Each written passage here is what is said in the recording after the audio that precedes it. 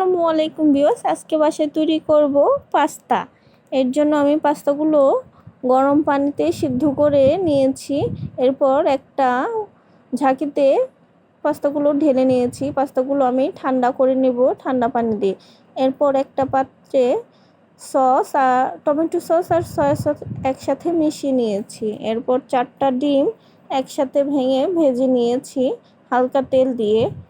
এরপর একটা কড়াইতে তেল দিয়ে তারপর পেঁয়াজ কুচি ও কাঁচামরিচ দিয়ে দিয়েছি একসাথে। তারপর ভেজে নেব অনেকক্ষণ।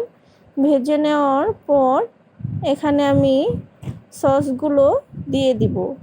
সস দেওয়ার পর একটু নেড়ে চেড়ে ভালোভাবে হয়ে গেলে আমি পাস্তাগুলো দিয়ে দিয়েছি। পাস্তাগুলো দেওয়ার পর ভালোভাবে নেড়ে চেড়ে নিয়েছি অনেকক্ষণ। তারপর এখানে আমি ভেজে রাখা ডিমগুলো দিয়ে দিব।